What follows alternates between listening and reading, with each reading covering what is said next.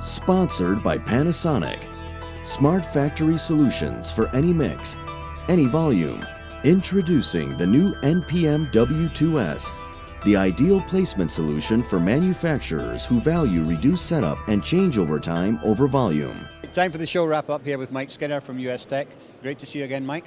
Great to see you too, Trevor. Thank you. All right, so it's been a busy couple of days. Some people say the show's a little bit smaller, a little bit tighter, but you know, it seemed busy enough to me.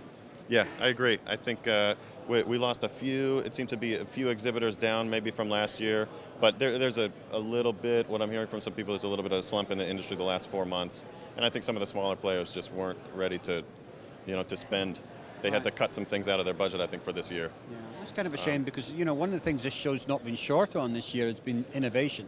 There's been quite a few new products here on the show floor. I agree, yeah, more so than in some years past, I think, too. Some very interesting new, I wouldn't say small, but maybe small things that can have, I guess, a large impact in the future. Mm-hmm. Yeah. Okay. So what were your main takeaways?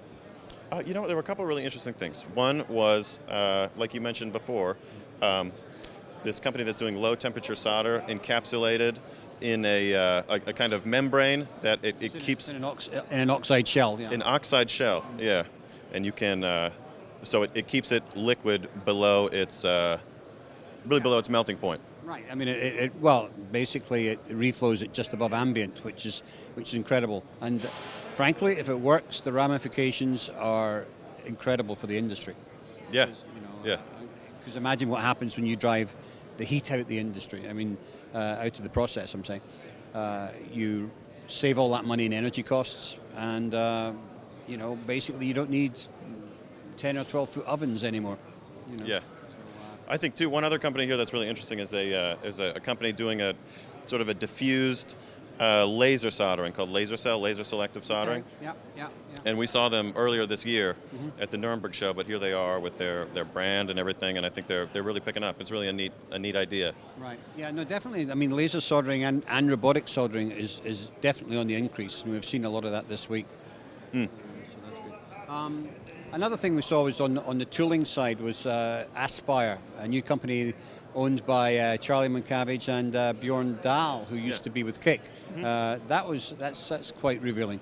It is very interesting too. He was explaining to me the other day the process there is they use it's basically a CNC, a mini kind of CNC machine to make sort of PCB handlers, and they mill it out of polyurethane foam. Right. Yeah. I mean, normally you would send out to get your tooling done. Might take you a couple of days to get it back, and it costs you a couple of grand. And be made of metal. Right. And I mean, this thing here, it does it in an hour or a couple of hours, and it costs you less than $100. Yeah, it's amazing. Yeah, and it's a benchtop machine. Right. Yeah. No, it's great. I mean, I think one of the things that's happening with all the innovation that's coming down and all the smart factory stuff is that things are getting faster. People are needing, materials faster. They're needing things to happen quicker. So that really fits into that area. One thing I think too, over the last couple of years, we talked about software. As software has been growing at these shows, it seems everybody's some kind of new software. One company now kind of crossing between what you would think of as, I guess, manufacturing software and also as a company itself, as an enterprise, is a company I spoke to called Macrofab. And what they do is, it's basically a digital storefront where the customer interfaces with this Macrofab as if they were the manufacturer. And Macrofab uses this very sophisticated software to align the customer's criteria with maybe 40 factories that they have a very good relationship with. And the software sorts according to what the customer needs, to the certifications and the abilities and capabilities of each individual factory. Now that is potentially very interesting because you're bringing in then the strengths that you get from working with a larger organization. I mean, when you take a project, a company like Jabil, for example, they'll not only look at all the manufacturing requirements and where they can do it, but they'll also look where it's been manufactured and where it's been delivered to. So they'll take into account all the geopolitical problems, the weather patterns, all sorts of different things to make that decision so that they really optimize the manufacturing cost and delivery and supply chain. Yeah, and I think too this is interesting also because he was mentioning Misha, his name at Microfab. He was mentioning that there's this magic number of 37% of factories in the United States are underutilized.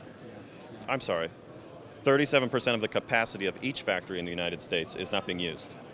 There was I would 40%. I would say it's higher than that. You think so? Yes. Okay. I mean, you go into any factory these days, and almost half the machines are sitting idle. You know? It's amazing, yeah. And it's sort of, this is a really clever idea, and that it's sort of like a, like an Uberization of EMS. Yeah. That's a neat idea, a neat description. Yeah.